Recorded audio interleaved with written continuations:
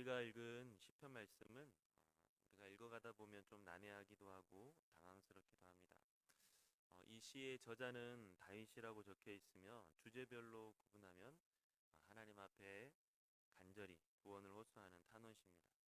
그런데 하나님께 간구하는 내용을 보니까 자기를 구원해 주시기를 구하는 것보다 이 원수에게 벌을 내려 불행하게 해달라라고 하는 내용이 훨씬 더 많이 있습니다.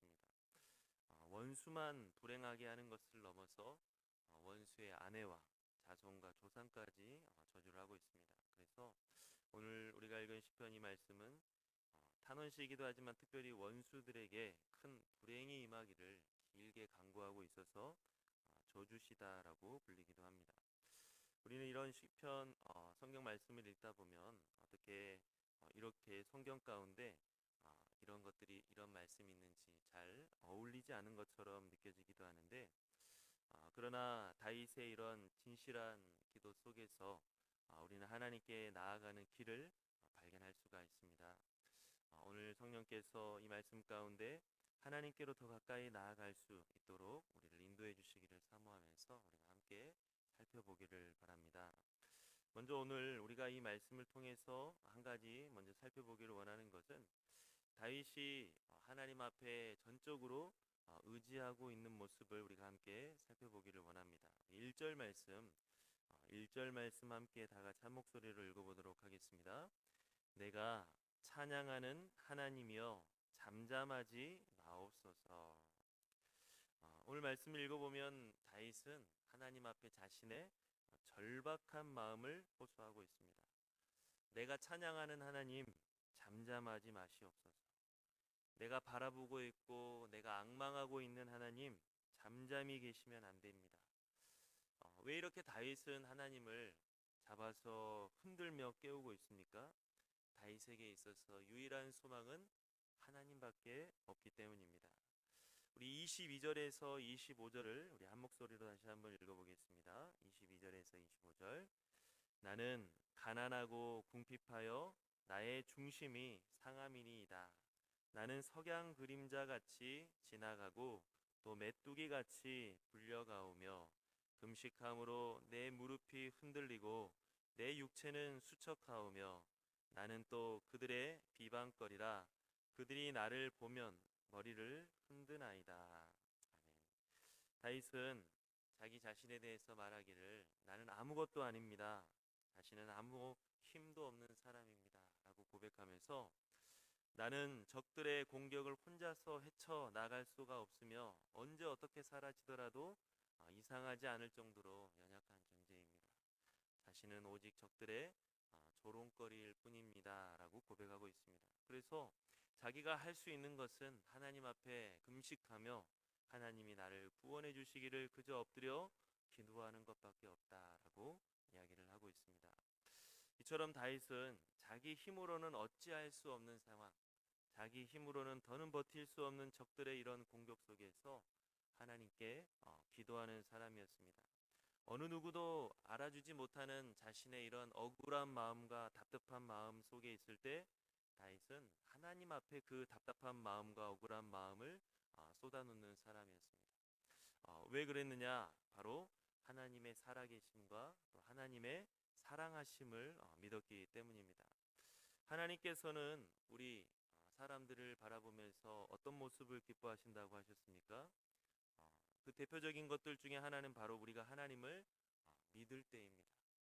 하나님께서는 창조하신 사람들이 창조주가 분명히 살아계신 것을 믿고 또 그 하나님 앞에 우리가 나아가면 하나님께서 우리에게 은혜를 베풀어 주실 것을 믿을 때 그 모습을 보시고 우리를 기뻐하신다라고 했습니다.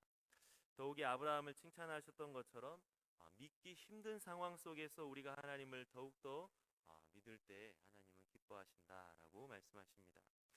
왜 하나님은 다윗을 하나님의 마음에 합한 사람이다라고 말하고 하나님의 마음에 맞는 사람이다라고 여기셨느냐? 오늘 시편의 고백처럼 다윗은 하나님을 진실로 믿고 의지하는 사람이었기 때문입니다. 내가 가진 것이 아무것도 없어도 내 힘으로 헤쳐나갈 수 있는 상황이 아니어도 하나님께서 함께 하시고 하나님이 도와주신다면 나는 능히 일어설 수 있다라고 하는 그러한 믿음으로 사는 사람이었기 때문에, 한마디로 하나님을 가장 크게 볼 수 있고 그만큼 하나님을 두려워하는 사람이었기 때문에 하나님께서는 다윗을 내 마음에 맞는 사람이다라고 말씀하고 있는 것입니다. 우리가 잘 아는 바와 같이 골리앗과 싸울 때 다윗이 그런 고백을 하고 있는데, 여호와께서 나를 사자의 발톱과 곰의 발톱에서 건져내셨은즉 나를 이 블레셋 사람의 손에서도 건져내시리이다. 나는 저 사자와 곰의 발톱에 비하면 아무것도 공격성이 없는 약한 사람이지만, 나는 저 블레셋 골리앗 사람과 같은 거대한 벽 앞에 서면 아주 초라한 작은 사람이지만 하나님이 나와 함께 하시면, 하나님이 나를 도와주시면 나는 능히 이길 수 있습니다 라고 고백을 하는 것입니다. 다윗은 골리앗과 싸울 때만 이런 믿음을 가지고 살아간 것이 아니라 일생을 살아갈 때 계속해서 이런 믿음을 가지고 살아가는 사람이었습니다. 그가 인생을 살아가는 데 있어서 마치 골리앗 앞에 섰을 때처럼 거대한 인생의 벽 앞에 설 때가 얼마나 많이 있었겠습니까? 사울 왕이 질투에 불타서 자기를 죽이려고 쫓아다닐 때, 또 그런 사울 왕을 피해서 블레셋에 도망쳤는데 오히려 죽을 뻔해서 미친 척해야 했을 때, 바세바와 가늠한 죄를 지은 이후에 자기의 아들인 압살롬과 자기가 정말 신뢰했던 그런 부하들의 배신으로 헐레벌떡 도망쳐야 했을 때, 이런 낭떠러지 앞에 선 것과 같은 인생의 위기에 처할 때가 다윗이 많이 있었습니다. 하지만 그때마다 다윗은 하나님의 은혜를 사모하고 하나님의 은혜를 간구하면서 나아갔습니다. 그런 절박한 상황 속에서도 다윗은 낙심하지 아니하고 하나님을 의지하면서 계속해서 기도했는데, 그 간절한 기도의 내용을 우리가 이 시편 속에서 많이 찾아볼 수가 있습니다. 다윗뿐만 아니라 우리들도 마찬가지로 골리앗과 같이 인생의 거대한 벽 앞에 설 때가 우리에게 찾아옵니다. 어쩌다가 한 번씩 찾아오는 것이 아니라 자주 찾아오기도 하고, 잠깐 왔다가 사라지는 것이 아니라 다윗처럼 한 가지 문제가 몇 년씩 몇십 년씩 우리에게 계속해서 길게 이어질 때도 있습니다.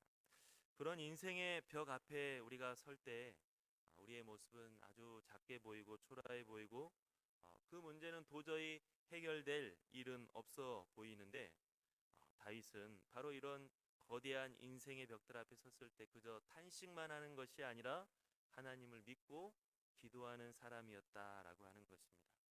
다윗은 그런 커다란 문제를 놓고 기도할 때 그저 하나님께 원망하고 불평하는 것으로 끝내는 것이 아니라 자기의 이런 복잡하고 답답한 마음을 하나님 앞에 토로하면 하나님께서 내 기도 응답해 주시고 구원하실 것을 믿고 기도하는 사람이었습니다. 우리 한번 30절 31절 다 같이 한번 읽어보도록 하겠습니다. 내가 입으로 여호와께 크게 감사하며 많은 사람 중에서 찬송하리니 그가 궁핍한 자의 오른쪽에 서사 그의 영혼을 심판하려 하는 자들에게서 구원하실 것이미로다. 아멘. 이처럼 다윗은 하나님 앞에 기도할 때 그저 하소연으로 끝나고 탄식으로 끝나는 것이 아니라 하나님께서는 분명히 자기에게 구원을 가져다 주실 수 있다는 믿음을 가지고 기도했습니다. 그리고 이런 살아있는 믿음으로 인해서 커다란 문제가 자기에게 다가와도 낙심하지 않고 포기하지 않을 수가 있었고, 하나님을 의지해서 꿋꿋이 이겨내 나갈 수가 있었습니다. 하나님께서 이런 다윗을 보실 때 비록 실수가 많고 큰 죄를 지을 때도 있지만 늘 겸손하게 하나님을 인정하고 또 하나님을 두려워하고 하나님을 신뢰하고 의지하는 모습을 보시면서 얼마나 기뻐하셨을지, 그래서 그에게 늘 긍휼을 베풀어서 다윗을 구원해 주셨습니다. 오늘 우리 시편 109편 이 말씀을 통해서 골리앗과 같은 거대한 벽 앞에 섰다 할지라도, 낭떠러지 앞에 우리가 서 있는 그런 절박한 상황 속에 있다 할지라도 다윗처럼 하나님의 도우심을 믿고 간절히 구할 수 있는 믿음을 갖는 저와 여러분들이 될 수 있기를 간절히 바랍니다. 내가 어떤 절박한 상황 속에서도 나는 할 수 없지만 더 이상은 길이 없다라고 말하는 것이 아니라 하나님이 나의 유일한 소망이 되신다. 내가 찬양하는 하나님, 내가 계속해서 믿고 의지하는 하나님, 내가 앙망하고 내가 바라보는 하나님, 잠잠히 계시지 마시옵소서. 주님이 나를 도와주시면 나는 능히 이길 수 있습니다 라고 하는 믿음을 가지고 나아갈 수 있기를 간절히 바랍니다. 시편 109편을 계속해서 읽어보면 다윗의 마음이 얼마나 정말로 답답하고 그 마음에 분노와 괴로움이 가득 찼는지를 여과 없이 우리에게 보여주고 있습니다.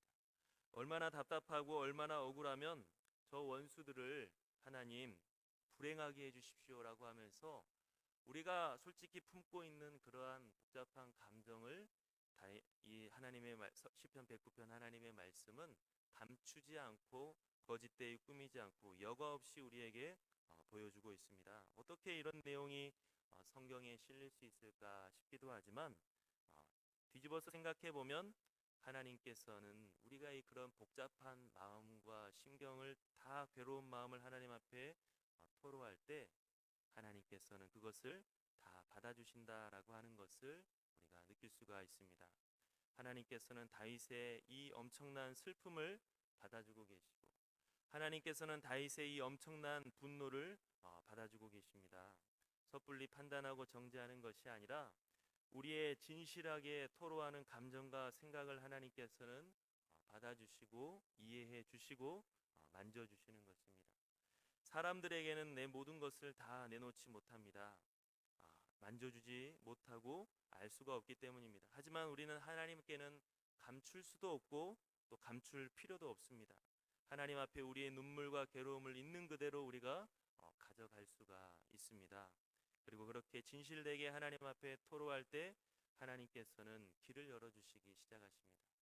우리의 마음을 만져주셔서 우리의 심령이 새롭게 변화될 수 있도록 해주시고 믿음으로 울면서 간구할 때 그 상황을 하나님께서는 붙잡아 도와주시는 것입니다.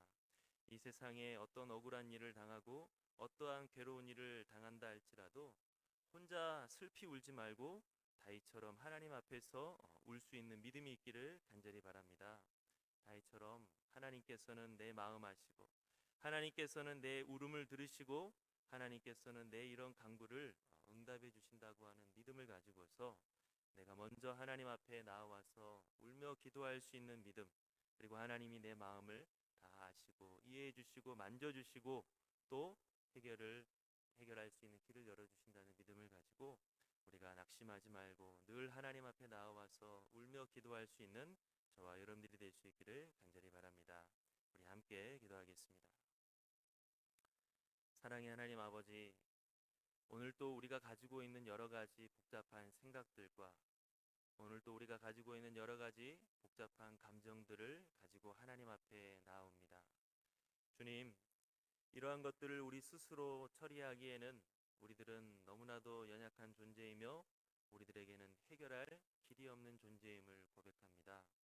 그러나 다윗이 자기가 가지고 있는 모든 것을 진실되게 하나님 앞에 가지고 나아왔듯이 오늘도 주님 앞에 삶의 모든 문제를 짊어지고 나온 하나님의 백성들을 긍휼히 여겨 주시옵시고 아버지 하나님, 이 시간 주님 앞에 토로하고 내어놓는 쏟아놓는 그러한 것들 주님께서 만져주시옵시고 헤아려 주시옵시고 위로하여 주시옵소서.